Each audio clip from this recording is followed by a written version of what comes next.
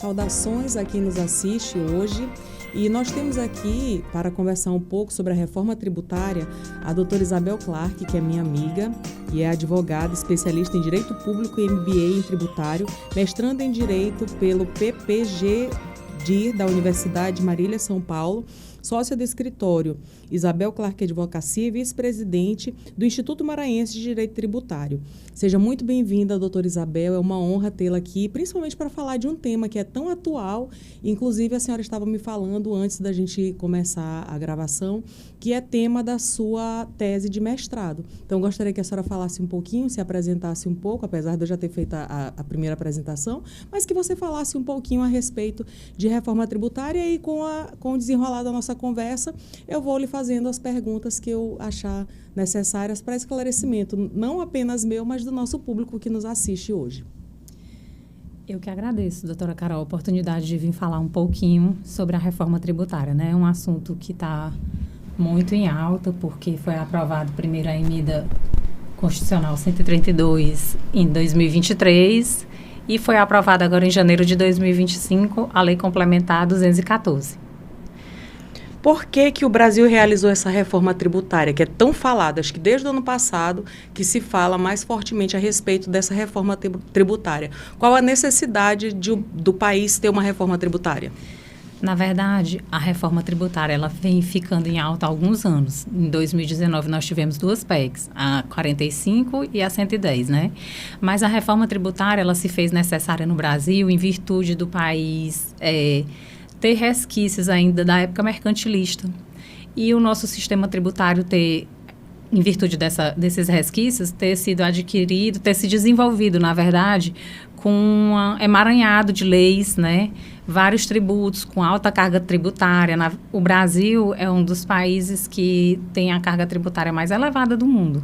Então, assim, a população mais carente chega a pagar tributos a mais do que a população que tem uma condição melhor. E como é feita essa base de cálculo? Essa base de cálculo é em relação a todos os tributos que são pagos. Imposto de renda, o IPI, o ISS, né? Assim, porque o valor é o mesmo para todos. Só que quem ganha menos acaba pagando o mesmo valor do tributo de quem ganha mais. Isso. E o que essa reforma tributária ela trouxe de novo para o sistema fiscal do nosso país? A reforma tributária ela trouxe o imposto sobre o valor agregado, que é uma tributação sobre os produtos, sobre bens e consumo, né? Então, assim, além disso, esses dois impostos, que é o IBS e a CBS. O IBS é no âmbito estadual e municipal, porque fez a junção do ISS e do ICMS, que o ISS é o imposto a nível municipal e o ICMS é o imposto a nível estadual. E a CBS juntou o IPI, o PIS e a COFINS, que é de âmbito federal. Né? Aí o que trouxe mais de novo? O IBS ele vai ser gerido pelo Comitê Gestor. O que significa esse Comitê Gestor? O Comitê Gestor é um órgão um pouco complexo, porque ele vem sendo definido ao longo da emenda constitucional, já estamos na Lei Complementar 214 e ainda tem o PLP 108 de 2024. Então, assim, ele é um órgão com a natureza jurídica um pouco complexa, porque ele tem a natureza jurídica especial, como se fosse de uma autarquia. Entendi. E ele que vai gerir, ele tem uma função de arrecadar, a função dele é administrativa, financeira, e de certa forma, ele trouxe uma polêmica, né? Porque ele vai retirando dos estados e municípios a função, a autonomia financeira. Então, trazendo para o nosso dia a dia jurídico, esse comitê, ele acaba sendo uma espécie de CNJ das tributações, seria isso ou não? Não, mas ele vai ter função também de julgar. O comitê gestor, ele vai fazer a função que o estado e o município realizam até hoje em relação aos tributos ICMS e ISS. Ele vai arrecadar, ele vai gerenciar, ele vai fazer a redistribuição, entendeu? Ele vai regulamentar tudo sobre sobre esse tributo, sobre o IBS. Entendi. E é de que forma que essa reforma ela vai impactar a vida de nós brasileiros? A reforma vai impactar de forma positiva, porque a reforma trouxe com ela novos princípios. Trouxe, por exemplo, o princípio da transparência, o princípio da cooperação, o princípio da justiça tributária, né? O princípio da defesa do meio ambiente e o princípio da simplicidade. O que é que isso vai impactar? Porque, assim, por exemplo, nosso sistema tributário hoje, tem um emaranhado de leis. Então, é muito complexo. O contribuinte não sabe ao certo o que ele vai pagar de tributo, né? Então, assim, com a simplicidade, vai ficar tudo mais claro para o contribuinte, para o fisco. Vai haver maior transparência. O contribuinte vai conseguir saber o que ele vai estar pagando. Aí, o que ele vai, de certa forma, diminuir. Por exemplo, quando o contribuinte, no atual sistema, que nós ainda estamos vivendo, no atual sistema tributário... Que ele está modificando aos poucos, né? Para que a sociedade possa se adaptar a essas mudanças. É isso que está acontecendo? O novo sistema entra em vigor agora em 2026, mas ele vai ter um período de transição, né? Até que se complemente, né? E assim, a reforma, com esses princípios, vai deixando mais clareza, traz a questão da justiça fiscal, né, da justiça tributária. Por quê? Porque hoje há uma insegurança jurídica muito grande em relação à quantidade de tributos e em relação à quantidade de leis que nós temos, porque tem as leis municipais, tem as leis estaduais, nós temos as leis federais. Então, essa reforma, na verdade, ela vai enxugar e ela vai condensar todas essas leis e tributos, transformando em menos carga tributária, mas com uma autonomia maior? Seria isso? Não, ela vai enxugar a quantidade de leis, porque agora nós vamos ter uma quantidade menor de impostos, né?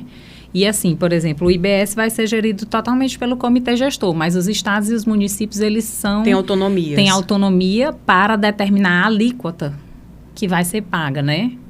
A alíquota de cada ente desse federativo. Então, estados e municípios, eles terão impactos diferenciados dentro dessas alíquotas? Cada município vai poder cobrar os seus impostos de forma aleatória ou vai ser tabelado? De forma aleatória, não. Vai ter a alíquota do Senado Federal, né? Instituída pelo Senado Federal, que é a alíquota base. E com base nela é que os estados e os municípios vão poder instituir a sua alíquota. Mas isso não quer dizer que vai haver uma redução de impostos, uma redução do valor do imposto, né? No caso, vai haver uma redução da forma fracionada de pagamento? É isso? Uma redução da forma fracionada de pagamento. Porque na verdade vai ser um imposto apenas, todos os impostos vão se transformar em um só.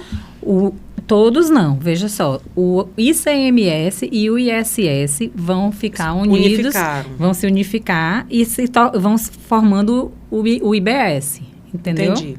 E o PIS, a COFINS e o IPI formaram a CBS, que vai ser a cargo da Receita Federal. Entendi. Mas, assim, em relação a uma diminuição do valor a ser tributado, talvez não ocorra.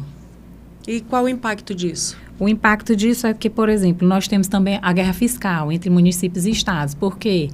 Porque quando você queria trazer empresas, você facilitava, entendeu? Dava isenções fiscais, então poderia ir para um município como para outro. A questão era que os municípios e os estados, eles facilitavam com essa questão de isenções. Isso já não vai mais ocorrer.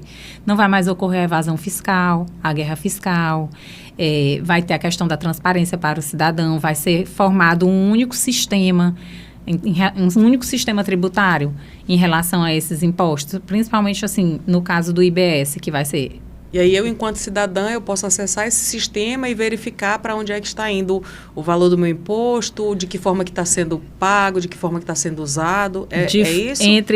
De maneira mais clara, o objetivo vai ser esse. Inclusive, vai ser necessário que os governantes, né, tanto no âmbito municipal como no âmbito estadual, eles promovam campanhas para conscientização do cidadão, para que o cidadão saiba como trabalhar, uma espécie de educação financeira. Exatamente, uma espécie de educação para que ele saiba trabalhar em relação aos seus direitos e em relação ao próprio sistema que vai ser usado. E em relação ao federalismo, essa reforma ela não está ferindo o pacto federativo? Doutora Carol, isso é um ponto que muitos estudiosos acham que está ferindo, outros já acham que não. Eu acredito que nós estamos caminhando para uma nova adequação do Pacto Federativo, né? Caminhando, na verdade, para uma nova, nem tanto do Pacto Federativo, mas do federalismo em si. Porque a gente utiliza no Brasil o federalismo de cooperação, uma cooperação entre a União, os estados e os municípios. Mas com a criação do comitê gestor, foi retirada a autonomia financeira dos estados e dos municípios, né? A questão da arrecadação dos impostos vinculados a eles. Então, assim, como essa função passou para o comitê gestor, muitos acham que está ferindo realmente o Pacto Federativo. Agora, por outro lado, eu acho que nós estamos realmente nos adequando, né, a uma nova visão para poder esse novo tipo de imposto, o IVA, que é utilizado em mais de 170 países, se tornar adequado, harmonizado dentro do Brasil. Eu acredito que a população vai acabar, os estados e os municípios vão acabar ganhando com isso. Assim como toda mudança traz um pouco de medo, traz vários impactos, tanto positivos quanto negativos, até que elas de fato possam ser efetivadas e possam trazer principalmente a melhoria para a qualidade de vida do cidadão brasileiro, né? Exato. Tem um outro aspecto também que está sendo muito discutido em relação às procuradorias municipais e estaduais, porque elas vão ficar só com o poder de fiscalizar, né, o que vai ser realizado ali no comitê gestor. Mas muito do que era atribuído às procuradorias antes não acontecerá mais. Então, isso fere, de certa forma, o artigo 132 da Constituição Federal, que diz as atribuições dos procuradores, né? Sim. E, de uma certa forma, fere também a autonomia deles, o poder de fiscalização, o poder de principalmente fiscalizar e ajudar a ordenar a sociedade? Sim, o comitê gestor ele veio com algumas falhas no meu ponto de vista. Não teve participação da sociedade civil, não teve participação da OAB, entendeu? Seria muito importante para ouvir o cidadão, para ouvir a advocacia, que como nós estamos inseridos na Constituição como indispensáveis à administração da justiça, seria importante que essa questão passasse também pela Ordem dos Advogados. Sim, e com a reforma, nós advogados talvez teremos algumas surpresas. Por exemplo, a maioria dos advogados talvez passem a ser contratados pela pejotização, porque hoje a carga tributária que o advogado paga é menor do que o valor que ele vai pagar em relação com a implementação do IVA, né? Entendi. E agora, uma pergunta que eu tenho curiosidade de entender é em relação a essa reforma, sobre questão de gênero. O que essa reforma traz? Porque a gente sabe que, pelo menos para mim foi uma surpresa saber que nós pagamos mais impostos do que os homens. Eu queria que você me esclarecesse isso, doutora, por favor. Nós pagamos mais impostos do que os homens em relação a questões íntimas, como a questão dos absorventes. Nós pagamos em relação até a outros produtos de higiene pessoal, como desodorante, barbeador. A reforma tributária, ela traz na lei complementar que entre as funções do comitê gestor, entre elas vai ser a reunião quinquenal para trabalhar questões das políticas sociais e saber como é que está o andamento em relação à igualdade de gênero de homem e mulher. Mas não chega a ser uma coisa assim tão clara. Tem também a questão dos impostos. Vai ter 60% de redução na carga tributária em relação a remédios. Por que a gente paga essa diferença? Por que nós, mulheres, pagamos essa diferença? Realmente, eu acredito que seja uma questão histórica da desigualdade de gênero. E aí precisa uma reparação grande, como na verdade nós temos buscado espaço, protagonismo e igualdade, que eu acredito que seja necessário. E aí a senhora acha que, em relação a esse comitê, eles vão conseguir diminuir esses impactos na questão tributária em relação a gênero, especialmente para nós mulheres? Eu acredito que vai ser uma questão que deve ser bem trabalhada. Não vai ser de início que a gente vai perceber isso, vai precisar se implementar políticas públicas nesse sentido e o comitê gestor vai fiscalizar. E que, na verdade, a gente nem percebe, porque é tudo tão embutido. Eu achei interessante quando você falou que é importante essa questão da educação, né? Eu acredito em de campanhas, de conscientização de para onde está indo o nosso dinheiro. Porque, às vezes, a gente paga, por exemplo, no absorvente, você não imagina que você está pagando um valor alto. E aí a gente sabe que o Brasil ele é bem vasto nessa questão da pobreza menstrual, que é algo que é bem impactante para quando você não tem acesso, né? Para a gente que tem acesso, que bom, graças a Deus a gente consegue, mas e meninas pobres de periferia ou meninas carentes que não têm acesso ao absorvente, muitas vezes faltam aula, faltam trabalho, porque não tem condições de comprar aquele absorvente, ainda mais com essa carga tributária muito elevada em algo que é tão importante para a nossa saúde física, mental, e para que a gente possa desenvolver de forma plena o nosso dia a dia, enquanto cidadã, enquanto ser humano. Essa questão da pobreza menstrual, ela já vem sendo discutida há alguns anos, né? E essa questão em relação sobre a questão da mulher pagar mais tributo que o homem. Tem até um projeto, né, o Pintex, E o que traz esse projeto? Na verdade, ele não chega nem a ser um projeto, é como se ele fosse uma legenda de uma espécie de que nasceu, acho que foi nos Estados Unidos em relação a isso e veio ser implementado no Brasil. Uma das maiores estudiosas sobre isso é a professora Tatiana Pistelli, né, o pessoal da FGV, e eles têm um programa chamado Tax Woman, né, que são mulheres que estudam sobre essa questão da tributação.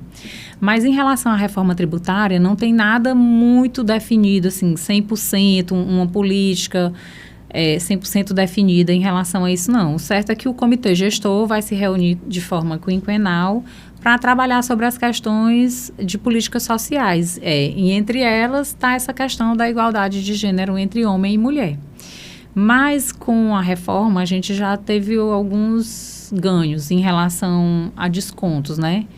Em cestas básicas, em absorventes, medicamentos, né? Então, eu vejo isso com bons olhos em relação à mulher. É um caminhar de passos lentos, né? Exatamente. Para que a gente possa chegar a essa igualdade de gênero que a gente busca em todos os setores e a gente esquece que também precisa dessa igualdade dentro das questões tributárias, porque é algo que não, apesar de fazer parte do nosso dia a dia, é algo que a gente não se preocupa em tentar entender, em tentar conhecer, até para saber em como organizar a nossa vida. Eu queria lhe fazer de novo uma pergunta, voltando para a questão da advocacia, que é a nossa profissão, quais serão os benefícios ou não dessa reforma em relação a pagamento de tributos, de impostos para a nossa classe? Hoje, a advocacia, ela paga ou geralmente pelo lucro presumido ou pelo Simples Nacional. Com a introdução do IVA, né, o imposto que a advocacia vai chegar a pagar vai ser de uma alíquota de mais ou menos 18,55%, que é mais alto do que em relação ao Simples Nacional. E assim, o que a tendência vai ser que os advogados vão passar a ser contratados por meio de pejotização. O que significa essa pejotização? A pejotização é que você não vai ser mais um contrato pessoa física do escritório, você vai ter a sua pessoa jurídica. Isso, e aí, sendo pessoa jurídica, a carga tributária ela é menor? Para tentar, em relação à questão do IVA, para tentar não ter um ganho, ter assim não ser oneroso para o advogado. Isso. Para o profissional de advocacia. A tendência, né? A gente ainda não pode dizer com certeza, mas a tendência pode ser que seja essa, que a maior parte da advocacia seja por meio da pejotização. Embora com o IVA, os advogados já tenham uma redução de cerca de 30%. O que é bom também, né? O que é bom, mas de certa forma é mais onerosa do que a carga que se paga nos dias de hoje. Doutora Isabel, eu queria que a senhora fizesse mais as suas considerações. A gente já está se encaminhando para o final. Quero agradecer a participação de quem está nos assistindo, agradecer a sua presença aqui. Para mim foi muito esclarecedor. E eu gostaria que a senhora falasse mais alguma coisa que a senhora queira lembrar e que eu não tenha perguntado em relação às questões tributárias, por favor. Eu acho que em relação à reforma tributária, a gente vai passar por um período um período bem maior, né, para poder ter essa questão de adaptação. E quando terminar o período de transição, eu acredito que para o Brasil, como a gente está seguindo exemplos de países europeus, como Portugal, como a Alemanha, estamos seguindo também um país como a Índia, o Canadá, que já são países que introduziram o IVA nas suas economias, no sistema tributário, e tiveram êxito. Então, eu acredito que a gente, seguindo esses exemplos, a tendência é que dê certo, porque a maioria desses países, eles utilizaram o princípio da transparência, o princípio da cooperação e acabaram chegando a uma equidade fiscal.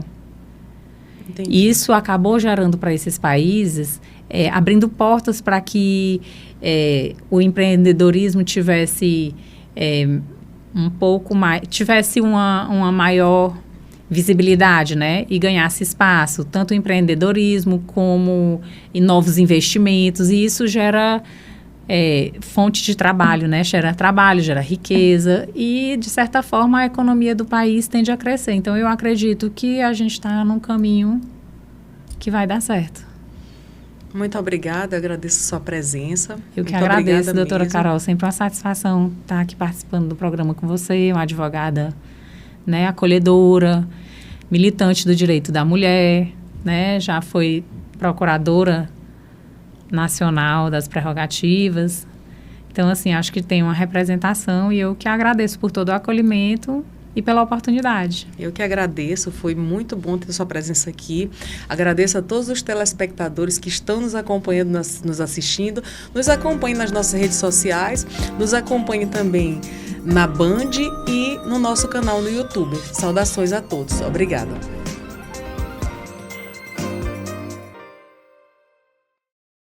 Cuidar de nossos idosos é preservar a nossa história. Asilo de Mendicidade. São 105 anos ofertando acolhimento digno de forma totalmente voluntária. Aqui contamos com cuidadores, terapeutas, psicólogos, central administrativa e um call center para recebimento de doações.